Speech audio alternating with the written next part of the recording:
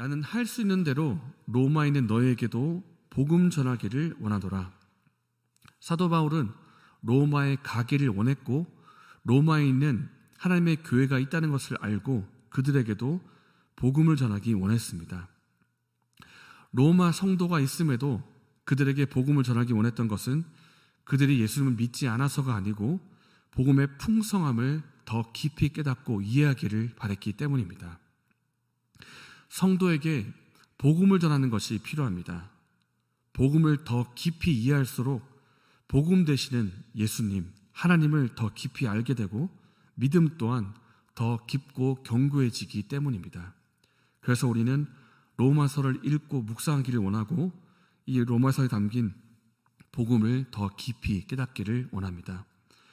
복음은 짧게 말해서 우리 죄를 위해서 십자가에서 죽으신 예수님을 말하고 있고 예수님 믿고 죄사함 받는 것을 말할 수 있습니다. 하지만 이것이 복음의 전부냐? 그렇다고 할 수는 없습니다. 복음에는 예수님의 기쁜 소식과 함께 하나님의 심판도 포함되어 있습니다. 복음에 있는 예수 그리스도가 우리에게 기쁜 소식이 되는 이유는 복음에 죄와 심판이라고 하는 두렵고도 슬픈 소식이 있기 때문입니다. 사도행전에서 바울은 로마의 총독 벨릭스에게 복음을 전했습니다. 그때 바울이 전한 복음의 내용은 의와 절제와 장차 오는 심판에 대한 것이었습니다. 바울은 심판에 대해서 복음을 전했고 벨릭스 총독은 그 심판의 내용을 듣고 두려워했다고 기록합니다. 그러니까 복음의 내용에는 심판이 들어있습니다. 하나님은 어떻게 심판하실까요? 3절 말씀을 보면 이런 일을 행하는 자를 판단하고도 같은 일을 행하는 사람아 내가 하나님의 심판을 피할 줄로 생각하느냐 라고 말씀합니다. 하나님은 어떻게 심판하시는가? 각 사람의 행위대로 심판하실 것입니다. 요한계시록 20장에도 각 사람이 자기가 행한 대로 행위대로 심판받는다고 기록하고 있습니다. 하나님은 각 사람의 행위대로 보시되 그 은밀한 것까지 모두 보시고 심판하실 것입니다. 함께 16절의 말씀을 읽겠습니다. 곧 나의 복음에 이른 바와 같이 하나님이 예수 그리스도로 말미암아 사람들의 은밀한 것을 심판하시는 그날이라. 하나님이 각 사람의 행위를 보신다고 할 때 이 행위는 단순히 우리가 눈에 볼 때 겉으로 드러나는 그 행위를 말하지 않습니다. 겉으로 드러나는 행동만이 아니라 그 행동을 하게 되는 동기, 그 목적, 그 마음의 중심까지도 하나님께서 다 보신다 이런 뜻입니다. 하나님께서 심판하실 때 우리의 혼과 영과 마음의 생각과 뜻까지 다 보신다 하는 뜻입니다. 하나님은 우리의 은밀한 것까지 다 보고 계시고 그것까지도 다 심판하실 것입니다. 그리고 이 심판의 주체는 누구신가? 삼위 하나님이시고 특별히 16절 말씀에 예수님이 심판자가 되셔서 우리의 은밀한 것까지도 다 심판하실 것입니다. 우리가 사도신경에서 고백하는 것처럼 예수님은 전능하신 아버지 하나님 우편에 앉아 계시다가 거기로부터 살아있는 자와 죽은 자를 심판하러 오실 것입니다. 예수님이 심판자가 되십니다. 이 하나님의 심판을 피할 수 있는 사람이 아무도 없습니다. 유대인도 이방인도 예외가 아닙니다. 유대인은 스스로 자부합니다. 우리가 하나님의 선택받은 백성이고 율법을 가지고 있다 이렇게 자부하고 있지만 하나님께서는 그들에게 주신 그 율법을 가지고 그들에게 심판하실 것입니다. 율법을 주신 하나님을 진정으로 그들이 믿었는지, 그리고 율법에 담긴 하나님의 뜻, 하나님의 마음이 있는데 그 하나님의 뜻대로 진정 살았는지 그 율법을 가지고 그들을 심판하실 것입니다. 한편 이방인은 우리는 율법을 받은 적이 없습니다. 우리는 하나님의 뜻을 잘 모르고 율법에 담긴 하나님의 뜻을 잘 모릅니다. 이렇게 말할 수 있겠지만 이방인 역시 심판을 피할 수가 없습니다. 왜냐하면 그들이 기록된 말씀, 하나님의 율법을 받은 적은 없지만 그들이 마음으로 받은 것이 있기 때문입니다. 그들의 마음에, 그들의 양심에 이것은 옳다, 이것은 옳지 않다, 잘못되었다 하는 마음의 율법이 그들에게 있기 때문입니다. 창세기 아브라함이 하루는 그랄 땅에 거주한 적이 있는데 그때 자기의 아내를 누이라고 속이고 그렇게 속이고 있다가 그랄 땅의 왕 아비멜렉이 아내 사라를 데려간 적이 있었습니다. 그러니까 아비멜렉은 그 사라가 결혼하지 않은 사람, 처녀라고 생각을 하고 아내로 삼고자 데려갔던 것입니다. 그 밤에 하나님이 아비멜렉에게 나타나셔서 말씀하십니다. 이 여인 때문에, 이 사라 때문에 너가 죽을 것이다. 왜냐하면 사라는 남편이 있는 여자이기 때문이다. 너가 아브라함의 아내를 취했기 때문에 너가 죽는다. 이렇게 하나님께서 말씀하시는데 그때 아비멜렉이 이렇게 대답합니다. 하나님, 주님, 주께서 의로운 백성도 멸하십니까? 주여, 아브라함이 사라에 대해서 말하기를 누이라고 했기 때문에 제가 데려온 것입니다. 만약에 그가 남편이 있는 아내라는 것을 알았다면 저는 데려오지 않았을 것입니다. 저는 깨끗한 마음과 깨끗한 양심으로 행한 것입니다. 그렇게 대답을 합니다. 그때 아브라함은 이제 사라가 너무 아름답기 때문에 죽을까가 두려워서 거짓말을 한 것입니다. 내 여동생이라고. 그리고 아비멜렉도 처녀인 줄 알고 데려왔는데 말하자면 아브라함이 거짓말했기 때문에 속아서 이렇게 데려온 것입니다. 아비멜렉은 알고 있었습니다. 남의 아내를 취한 것이 잘못된 것이라는 걸 알았습니다.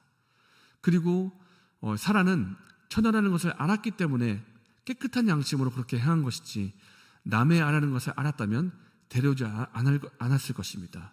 이것이 무엇입니까? 아비멜렉은 이방인이지만 남의 아내를 취한 것이 잘못된 것이라는 걸 알고 있었다는 뜻입니다. 또 거짓말한 아브라함을 향해서 너가 왜 나에게 거짓말을 했느냐라고 책망을 합니다. 무슨 뜻입니까?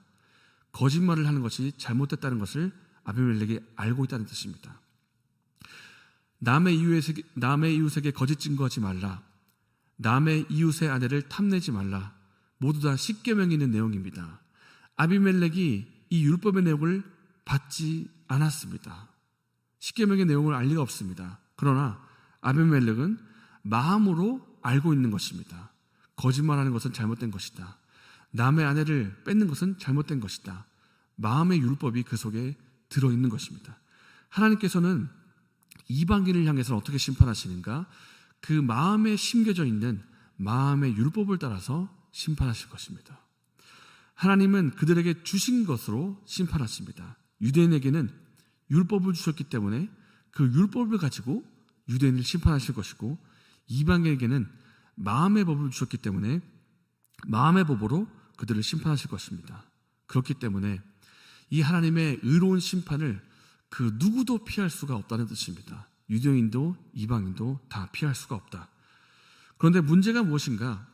하나님께서 모든 사람을 심판하시고 모든 사람의 은밀한 것까지도 보시고 심판하시는데 이 하나님의 심판대 앞에 나는 완전히 의롭습니다. 나는 의인입니다. 이렇게 주장할 수 있는 사람이 아무도 없다는 것입니다. 아무도 없습니다. 다시 말해서 하나님이 절대적인 기준으로 보실 때 너는 의롭다라고 의인이라고 인정할 수 있는 사람이 아무도 없다는 것입니다. 의로운 사람이 없습니다.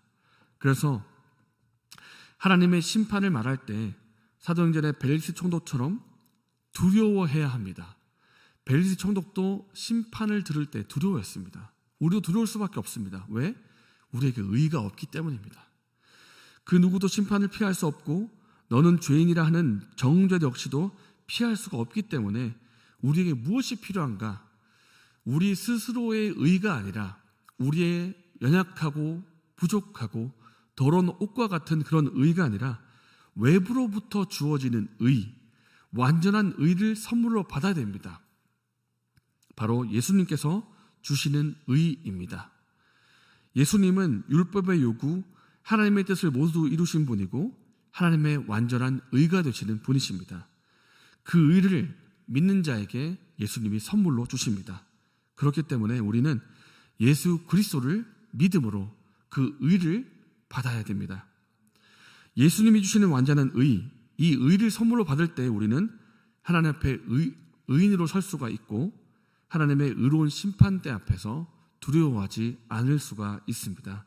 왜냐하면 믿음으로 예수님으로부터 완전한 의를 선물로 받았기 때문입니다.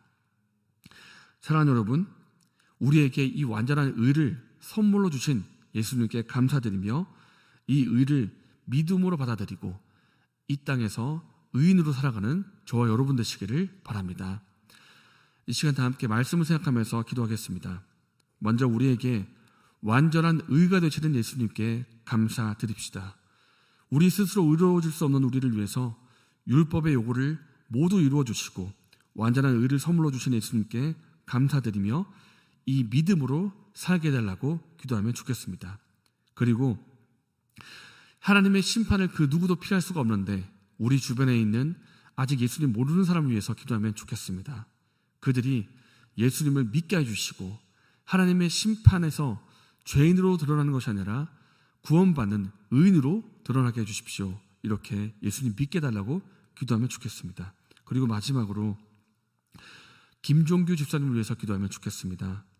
김종규 집사님이 호흡곤란으로 인해서 응급실에 들어가셨는데 아직 병실이 없어서 병실을 기다리고 계시는 상황에 있습니다. 그리고 코로나 판정을 받으셨다고 합니다. 코로나 판정을 받으셨고 폐에 물이 차 있는 그런 상황인데 김종규 집사님을 위해서 기도하실 때 병실이 나올 수 있도록 그렇게 기도해 주시고 병이 치유되고 깨끗하게 낫게 해달라고 이렇게 기도해 주시면 좋겠습니다. 이렇게 기도하시고 개인적인 제목으로 기도하시고 자유롭게 돌아가시겠습니다.